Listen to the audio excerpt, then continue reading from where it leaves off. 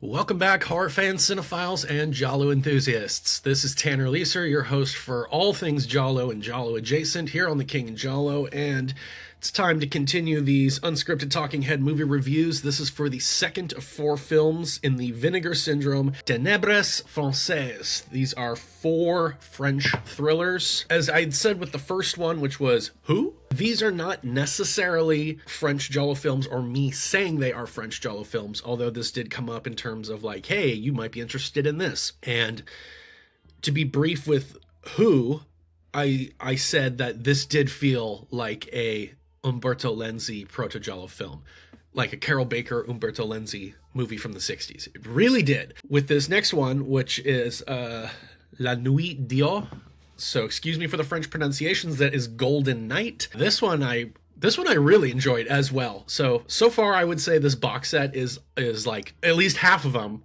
that I've seen so far are worth it. But yeah, let's get right into it. Ah oui, un peu français, c'est nécessaire en France pour parler français. Beaucoup de fois, faut la tour de France. Maintenant, je veux quelque chose à manger. All right, now I can talk about French movies. This movie, directed by Serge Moati. You know what, like I said, I'm not even going to bother with the French names because I'm just going to butcher them. So the IMDb breakdown of this movie is, after his family tries to kill him and he has been pronounced dead, Michel returns to vex them. He presents each one with a voodoo doll warning of their fate. Yeah, there's way more to it, obviously, and I wouldn't really even say that the dolls are a warning of their fate, per se. Anyways, what I really, really enjoy about this movie, I have to kind of get into what I like about this movie and explaining certain aspects of it before I can really even get into the plot. And to be honest, with this movie, I don't know how thorough I can be with the plot. I can give spoilers, but this one really is more of it's not so straightforward, and it really is more one of those movies that you kind of just got to watch it to understand what I'm talking about. Let me take a quick little sip of coffee.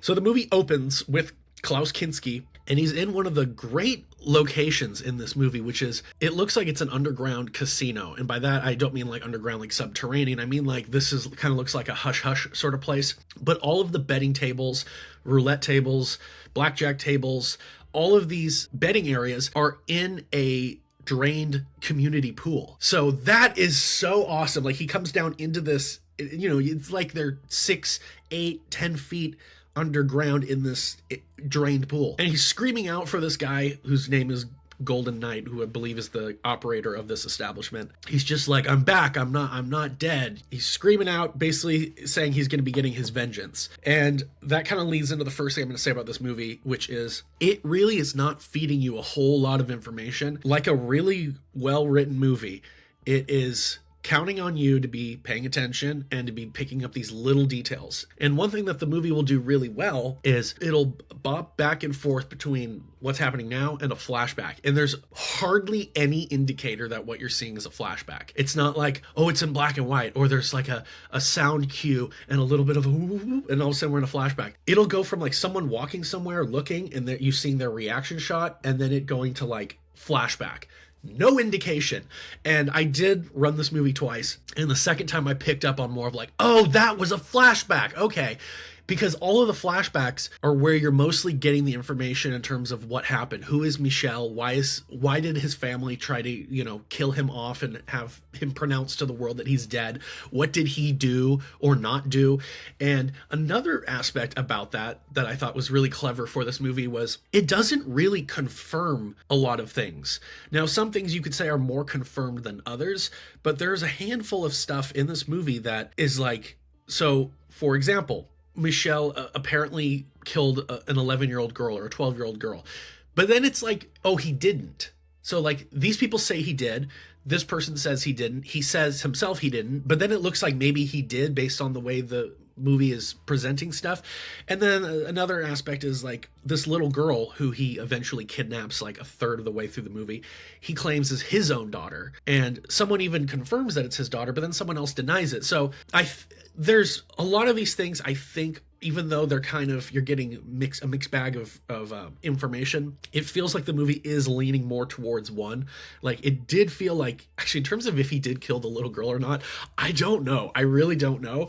I kind of want to say I think he did. He's just insane, but somebody else did say no, he did not. And in terms of the daughter one, I want to say that I think it is his daughter. I don't know. We'll move along. The movie presents itself in a very surreal, very atmospheric. There's scenes that happen. I think this is a flashback scene where it has that sort of look to it, where it looks like there's Vaseline all over the lens, where the lights are kind of just, everything looks frosted, if that makes sense. It kind of has that look like it's an old Christmas movie, where the way the light permeates throughout the frame kind of feels like there's either something on the lens or it's a specific lens that is giving this look.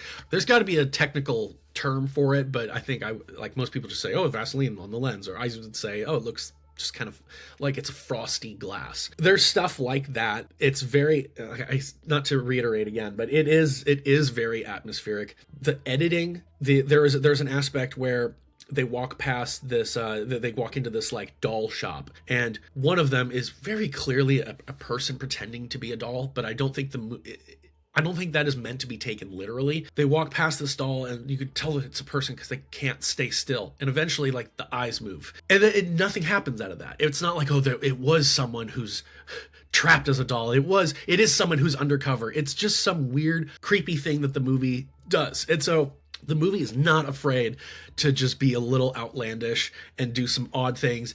And you're not always sure if it's in service of the state of mind of one of the characters or what. It's just the movie wants to have fun, and it's going to do that. No, I'm not saying that I think it does weird things for no reason. I couldn't figure out what it is. That doesn't make any sense to me. But I don't know how else to put it. Anyways, but the music was also really good. There was another scene about halfway through the movie that takes place at the Golden Knight Casino, and it sounds like horns, and it sounds like a band tuning up, getting ready to play almost. And the way that it's being recorded, it's very echoey. So it sounds diegetic in terms of, it sounds like it's going to be like I'm waiting for like the frame to move over a little bit, and I'll see like four guys in the corner with like saxophones or trumpets kind of getting ready to play. And you don't see that, but it has that sound and that feel. Like the sound just felt very much like, oh, these guys are in that pool, and that's why it sounds so echoey.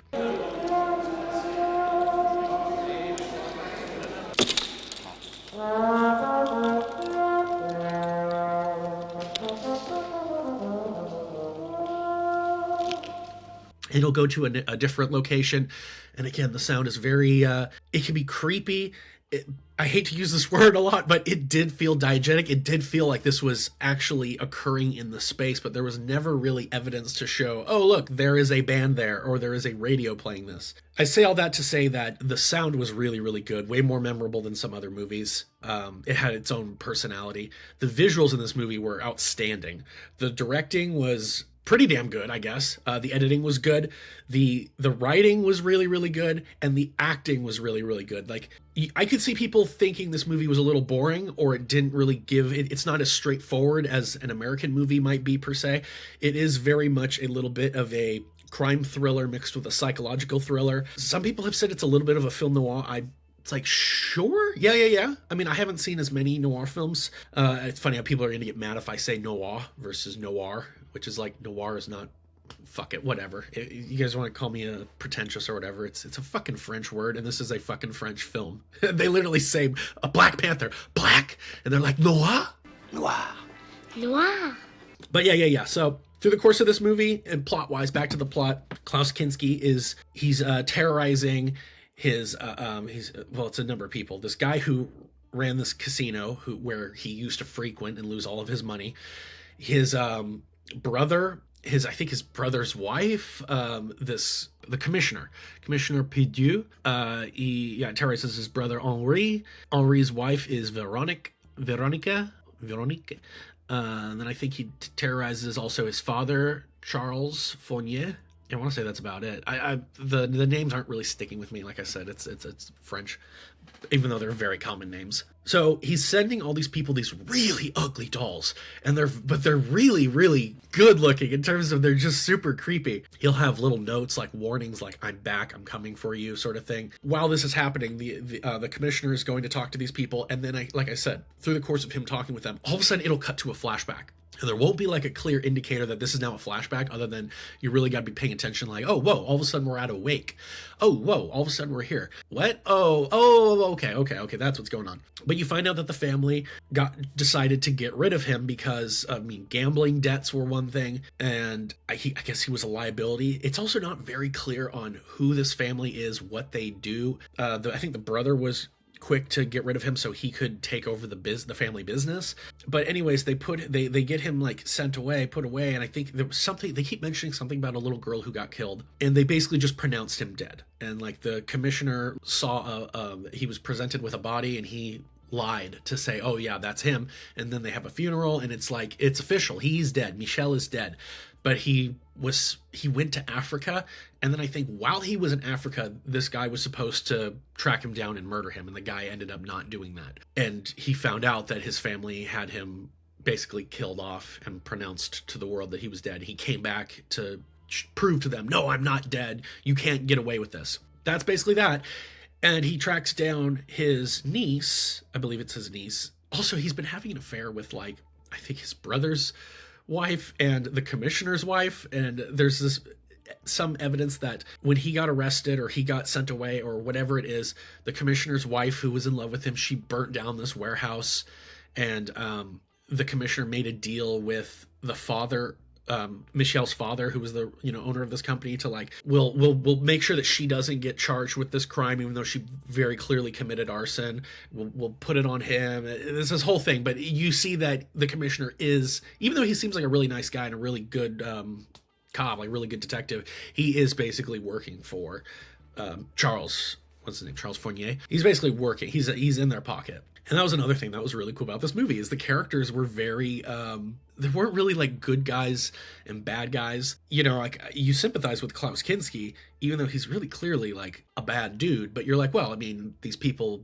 mistreated him. You're like, well, there's probably a good reason why they did what they did, especially if two of the guys' wives are, having affairs with him. He goes to kidnap this girl who he claims like eventually is his own daughter. And again, that's one of those things that's not super clear. Maybe there is some evidence that like, no, he's obviously lying, or oh, no, he obviously is telling the truth, and the family is just trying to not talk about it. He does kidnap her, and she doesn't know she's being kidnapped. And funny enough, I always like to make these comparisons of like, oh, this movie kind of reminded me of this Giallo, or mixed with this Giallo, or whatever. The movies that this reminded me of are not Giallo films, but there are two Korean films. And anybody who like follows me on Instagram or whatever, they know that I do love Giallo films, but my favorite movies are actually Korean revenge films. All of my favorite directors are Korean. The first thing this reminded me of is a Korean revenge movie.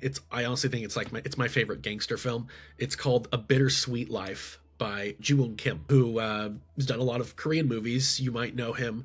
He did I Saw the Devil. He also did the American movie, the one with Knoxville and Schwarzenegger. It's really not a good movie. He didn't get a good break in terms of trying to break out into American cinema. But he's a great Korean filmmaker. Bittersweet Life, which is a very underrated film, follows this man who is an enforcer for a mafia group, for like a gang. I say mafia group because they're more like, they seem to have more wealth. They're not so like street gang. This is like highbrow gang. Anyways, he's tasked with supposed to be watching his boss's girlfriend, younger girl, while the boss is like on vacation, and the boss suspects that she's got a young boyfriend like her own age. And the guy is following them, and he takes her out on a date, which he's supposed to do, and he drops her off, and then he realizes that, wait a minute, he goes back, and he realizes that she is with another guy that she was trying to keep it secret, and instead of calling the boss and letting him know what's going on, he closes his phone, and he basically says, look, I'm doing you a favor here. You guys are never going to see each other ever again. Mr. Whatever, he's not going to know about this, but you need to be faithful to him, and you need to never show up here ever again. Well, this doesn't go well, because it somehow comes back to the boss, and they basically kidnap him, sort of beat him up. They're digging a grave, and they're going to kill him off. after he apologizes to the boss because they're very no nonsense. And because this guy is such a badass, he ends up escaping. And then it's basically the whole gang is trying to track him down and kill him. But because he's such a badass, he's like the best enforcer, the best soldier they have, he's tracking them down and killing them one by one by one. And so that whole aspect of this character who's come back, who's like, I'm not dead and I'm coming for all of you, that was reminding me of A Bittersweet Life. And then this whole aspect of kidnapping a girl, but she doesn't know she's being kidnapped, and you're trying to, like, you know, send threatening ransom phone calls or letters to, like, the family. That reminded me of another Korean revenge movie, one of my favorite films ever made, which is by my favorite director, Chan-wook Park, who did Old Boy. The movie he made before Old Boy, he has a 3 vengeance films called the Vengeance Trilogy, and the movie he made before that is Sympathy for Mr. Vengeance. And it's like, this guy gets fired from his job, this deaf guy gets fired from his job, and his radical girlfriend convinces him that we need to kidnap your boss's daughter so we can get that bastard to, like, pay you. And they kidnap the daughter, and they do it in such a way where she has no idea she's being kidnapped. She thinks something's going on with her mom, and so she has to stay with these family friends. And I don't have to spoil as much of that movie because that's literally like the inciting incident, but great movie. You should check it out. Like I said, it's easily in my top 3 films ever made.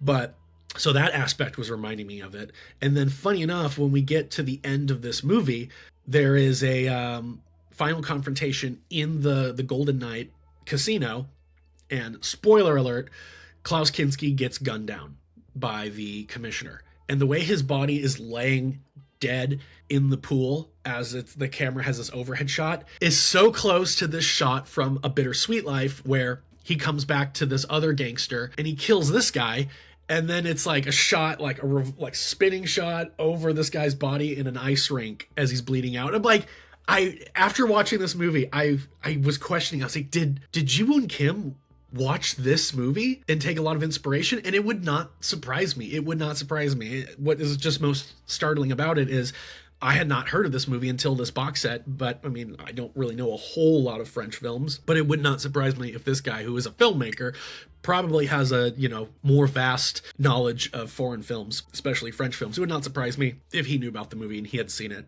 It also would surprise me if he hadn't seen it and he just happens to, strike gold on his own. But yeah, this is a really, really, really good movie. Very, very much worth it. I would say what's so interesting to me, like I said, is the first 2 movies on this box set already are like worth it. I am very eager to watch the other 2 and weigh in on those, but as of right now, the first 2 movies are like A+. Worth it. I would say Golden Knight is better than Who because it's a little bit more sure of itself. It knows what it is and it takes way more risks. I did like Who. That type of movie, like I said, it's kind of like an Umberto Lenzi proto-Giallo movie. It seems like there's an aspect of it that's playing it safe. It also felt like it knew what it was doing, but it was more focused on this permeating question of like what happened. Did she kill her boyfriend? What is going on here? Golden Knight felt a little bit larger scope, and like we are trying to wonder all these things, but also it's not so focused on a mystery. That's why I say it's not so much like a Giallo. Is this Giallo adjacent? Maybe. I wouldn't let that be the whole thing. Like, yeah, I would say check it out. If you're gonna hunt it down on its own, maybe worth it. But if you're a Giallo fan and you're a Giallo collector and you're considering getting this box set, then you're already going to be checking it out. And I think you will enjoy it regardless of whether you think it is Giallo-like, French Giallo, Giallo adjacent, whatever. I think you should enjoy this movie. That's just my opinion. Maybe you won't. But yeah. Anyways, I believe that is all I have to say about this movie. Okay, yeah. One thing I do want to talk about. Klaus motherfucking Kinski. Klaus Kinski is such a great actor. Klaus Kinski is such a great, both over-the-top and controlled actor. His performance is so mesmerizing. It's like this in nearly every film I've ever seen him in. But in this film in particular, it's so good. I had this thought halfway through the movie where he's doing these horrible things, and he's kidnapped this little girl. He literally was stalking this little girl, kidnapped her, and he's telling her stories, and it becomes very clear that he has a very duplicitous nature, that he meets some people and he's like, oh, my name's Pierre, even though his name's Michel. And then he tells this other woman, oh, my name is Antoine, even though his name is Michel. And so you're like, okay, so he's very much like a manipulator. He lies to people. He has his different face that he wears.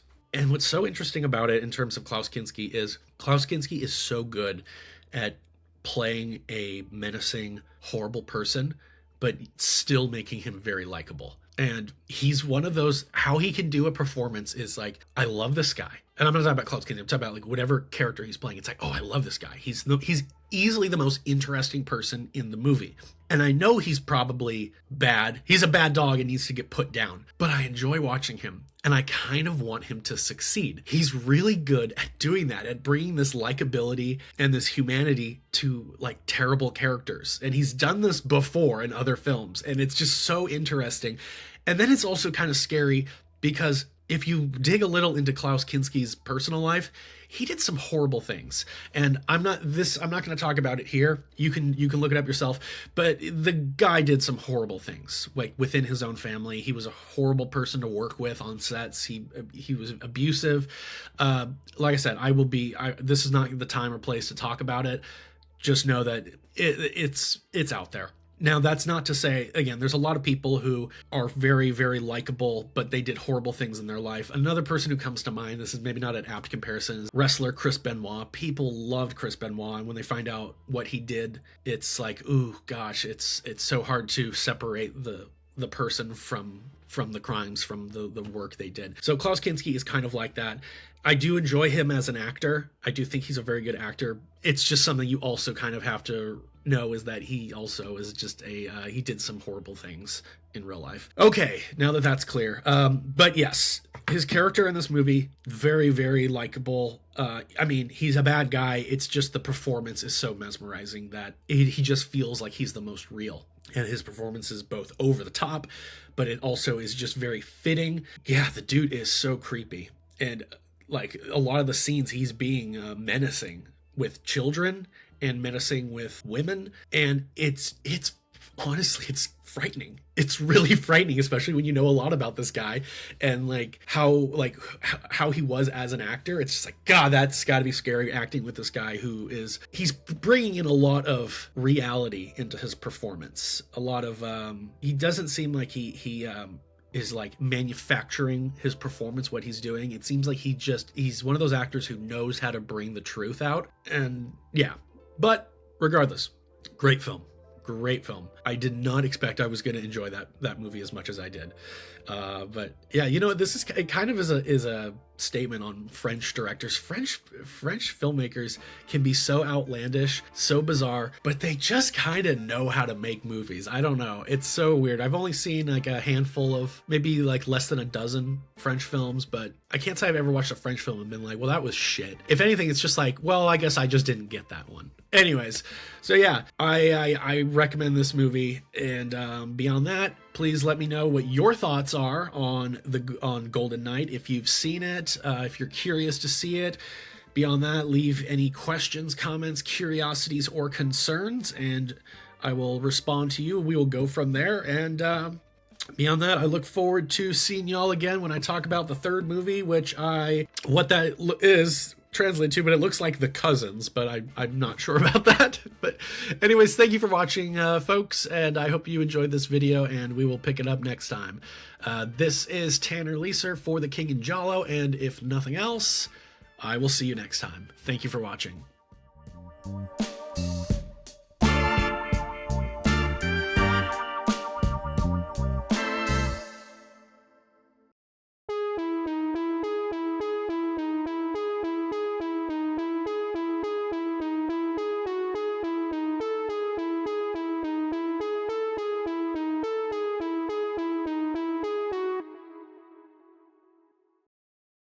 Le goût des enfants, c'est fragile, c'est friable.